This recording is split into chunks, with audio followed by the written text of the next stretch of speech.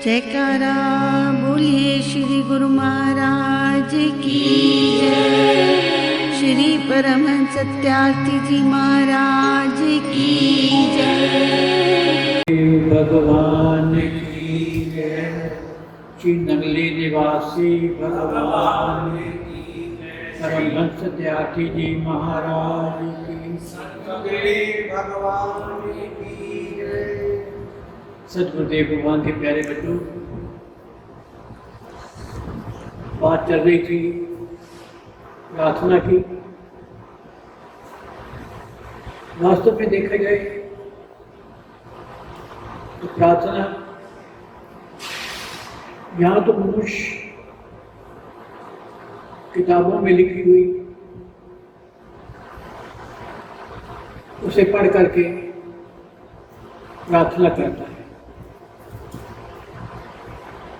मंदिरों में देख लो, ईसाई लोग चर्च में इबादत करते हैं, मस्जिदों में जो हमारे पास लिखा हुआ है उसको पढ़ करके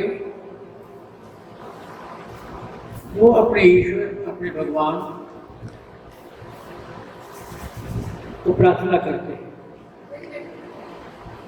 ये है पढ़ी हुई, सुनी हुई। दूसरे प्रकार की प्रार्थना होती है जो अपने दिल से निकल जाए, परंतु उसके भी तो शब्द होते हैं। शब्दों में प्रार्थना करी जाती है। कोई ऐसी प्रार्थना भी तो होती है जिसमें शब्द ना हो। अपने इष्ट देव के आगे खड़े होकर के उनका प्यारा बच्चा, सिर्फ आंखों में आंसू आ जाए और सतगुरुदेव भगवान सारी उसके दुख दर्द सारा समझ जाए। अगर हम शब्दों को लें तो बहुत कठिन हो जाएगा। अगर हम पंजाबी में प्रार्थना करते हैं तो बंगाली नहीं समझ पाएगा, बंगाली में करते हैं तो मद्रासी नहीं समझ पाएगा, मद्रासी में करें तो उर्दू वाला नहीं समझ पाएगा। इसका अर्थ ये हुआ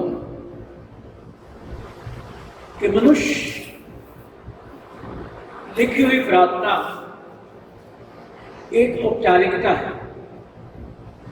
हमने प्रार्थना करनी है, रोज हमने आरती उतारनी है। ये दिल के उद्गार नहीं होते। गजराज ने कौन सी भाषा बोली थी जी? गजराज ने जो अपने ईश्वर को पुकारा था और यही कहा था ना कि मेरे पर विपदा आ गई है, जो कोई भी तू सर्वशक्ति है तो तुरंत पहुंच। तो वो सर्वशक्ति ने उसको छुड़ाया था। ऐसे हमारे पास बड़े उदाहरण हैं।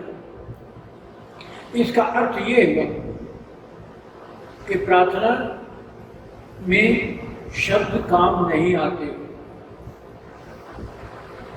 शब्दों का अगर प्रयोग किया जाए तो वो एक औपचारिकता के रूप में होगा। हम अगर पंजाब में प्रार्थना करते हैं तो बंगाल वाला नहीं समझ पाएगा। अगर इंग्लिश में प्रेयर लिखी हुई है,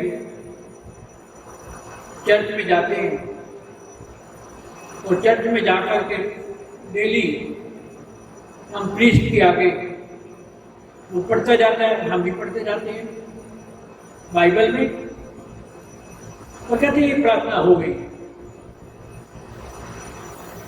ये तो एक रूटीन है, दूसरा कोई नहीं समझ सकता।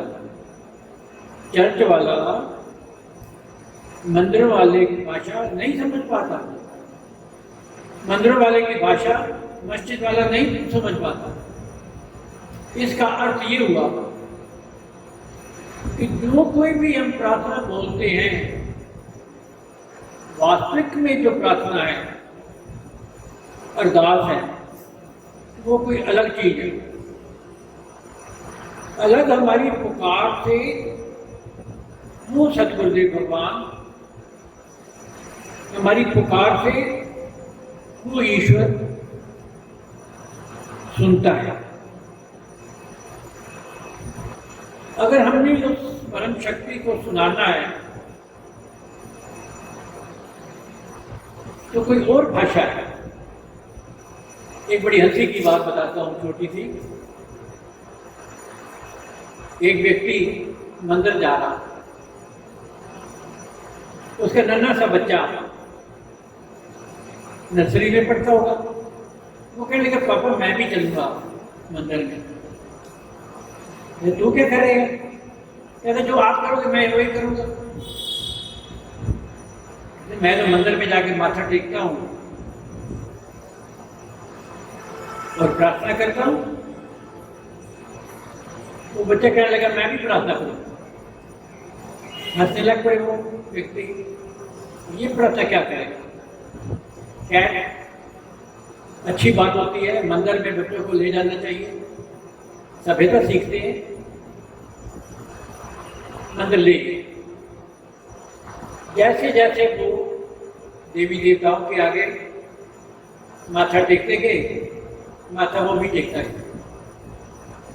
आकर एक जगह पर खड़े होकर के अपने ईष्ट देव भगवान के आगे हाथ जोड़ करके, आंखें बंद करके प्रार्थना करना। वो बच्चा भी हाथ जोड़ करके, बच्चे वास्तव में माँ बाप का अनुसरण करते हैं। जैसे जैसे माँ बाप कहते हैं वैसे बच्चे भी आगे करते हैं। वो भी हाथ जोड़ के आंखें बंद करके खड़ा हो गया। जैसे प्रार्थना खत्म हुई, उसके फादर ने कहा, आप क्या कर रहे थे? कहेंगे मैं भी प्रार्थना कर रहा था। आप कौन सी प्रार्थना कर रहे थे? बच्चा इतना पढ़ा लिखा भी नहीं है। हंसी की बात है और बात बहुत पते की। बच्चा कहने लगा, मैंने भगवान को सारी अपनी ABC सुना दी और भगवान को कहा है सारी ABC सुन ले और इसी में प्रार्थना बना ले। वास्तविकता यही है, शब्दों का संग्रह प्रार्थना। अलग अलग मजहब, अलग अलग विचार, जैसे जैसे भी होंगे, जिन जिन को भी आप जाएंगे, जिन जिन को भी जैसे करेंगे, तो प्रार्थना बन जाएगी। वास्तव में प्रार्थना क्या है? प्रार्थना है अंदर के उद्गार, हमारे हृदय से जो शब्द, हमारे हृदय से जो समर्पण निकलता है, वो प्रार्थना बन जाता है। कुछ मत कहो, पिता जानता है बच्चे की क्या हालत है। सतगुरुदेव भगवान जानते हैं मेरे प्यारे शिष्य का क्या हाल है, समझ जाते हैं। सिर्फ उनके आगे जाकर के खड़ा होना ही बोध है। उनके आगे जाकर के दो आंसू बहाने ही बोध हैं। वो सब जानी जान है, समझ जाते हैं इस बच्चे को क्या चाहिए या इस बच्चे को क्या नहीं चाहिए। हम सदूर में इतने शब्दों को इकट्ठा कर रहे हैं, ये करो जी, वो करो जी, ऐसा करो जी, वो करो जी। चर्च में गए, पूरी बाइबल तो हमने पढ़ी, कुरान शरीफ पढ़ा, भागवत गीता पढ़ी। अच्छा है, ये हमारे संस्कार बनाते हैं। धर्म के जो शास्त्र हैं वो हमारे संस्कार बनाते हैं, हमें उस ओर प्रेरित करते हैं, उस ओर रास्ता दिखाते हैं भगवान के आगे। परंतु सच्ची प्रार्थना जो होती है उसको हम शब्दों में उलझा नहीं सकते। उसके लिए कोई शब्द नहीं है वो निकलते हैं, मुंह से नहीं निकलते,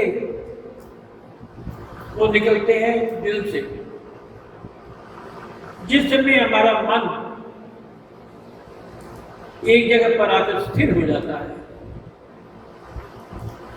पुकार होती है, उस समय मन की जितनी भी क्रियाएं हैं सारे के सारे मेरे सदगुरुदेव भगवान सेकंड में समझ जाते हैं कि ये बच्चा, इस बच्चे को क्या चाहिए। सुदामा गए थे ना भगवान कृष्ण ने, जो कुछ भी किया, चावल खाए, चरणों को धोया, सब कुछ किया, बेचारे वापस आ गए। कह लगे इन्होंने कुछ दिए तो है नहीं, पर जब घर आए तो सारा बदल हो गया, धन संपदा सारी आ गई। यही मेरे ईश्वर, मेरे भगवान सदगुरुदेव भगवान यही करते हैं। ये नहीं है कि बच्चे को उस समय बहुत सारा राशन डाल करके दे दे, बहुत सारे पैसे दे दे, नहीं, एक नजर से उसका जीवन बदल जाता है। छोटी सी एक बात बताता हूँ। फ्रांस में एक चर्च था, वहां पर रोज प्रार्थना होती थी।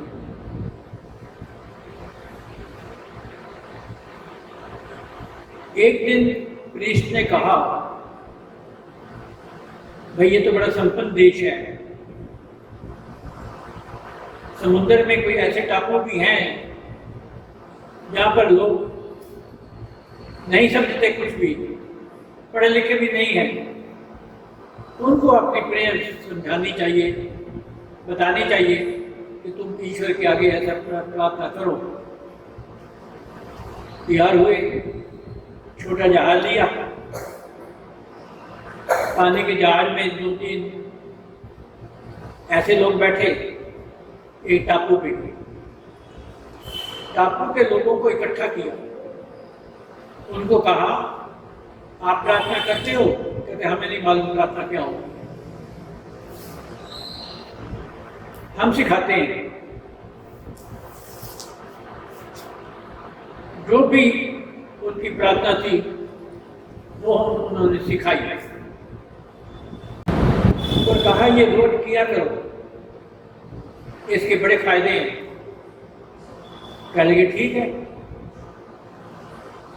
जब सारा कार्य संपन्न हुआ वो वापस चले, समुद्र के किनारे से वो जहाज लिया, चल पड़े। थोड़ी दूर ही गए थे, उन्होंने पीछे मुड़ करके देखा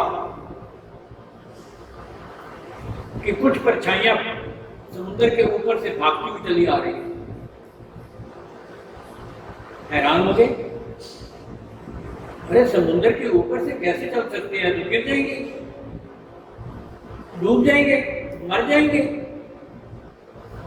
जहाज खड़ा कर दिया, देखने लगे।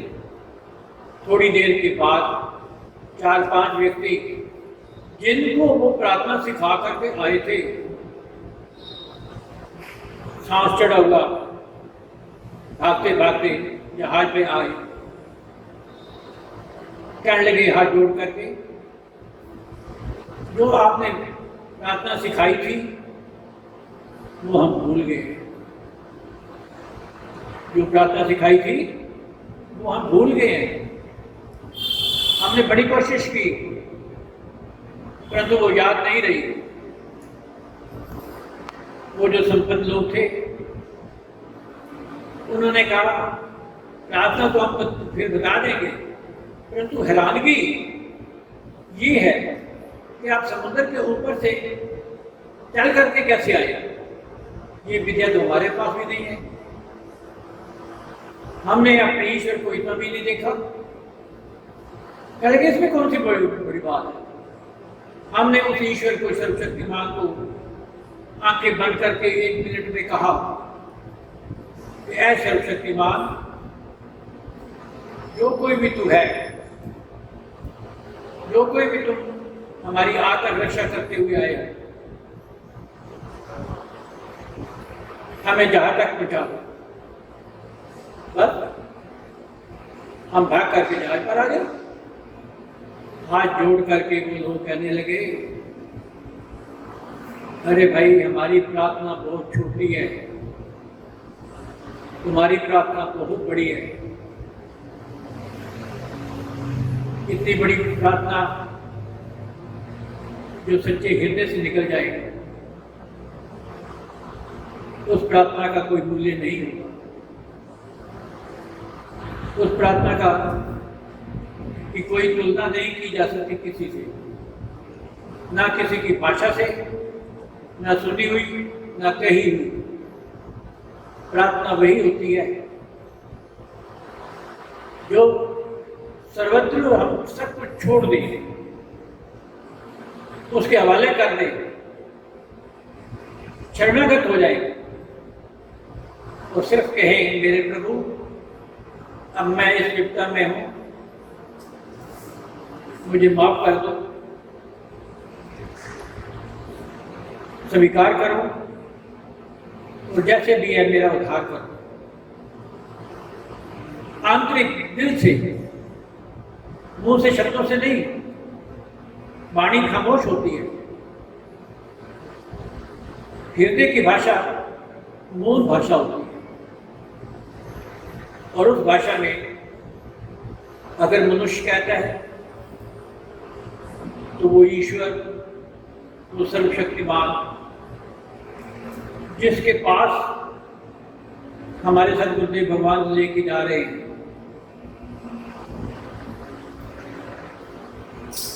और अंत में जब हमने अपने सदगुरुदेव भगवान जी के पास जाकर के उस सर्वशक्तिमान के पास गए तो अजीब माजरा देखा कि जिसे बंदा समझते थे उसी को खुदा समझा। यूं तो हमारे गुरुदेव कहते हैं कि मैं खुदा नहीं हूं, पर खुदा की कसम खुदा से कम भी नहीं है। इसलिए सदगुरुदेव भगवान के प्यारे बच्चों, हम अपने सदगुरुदेव भगवान जी के आगे सिर्फ नतमस्तक होकर के कुछ न कहें, वो हमारा चेहरा ही देख करके सब कुछ समझ जाएंगे और हमारे जीवन में वो कल्याण करेंगे, कल्याण होगा। हरि ओम तत्सत, हरि ओम तत्सत। सतगुरुदेव भगवान की जय।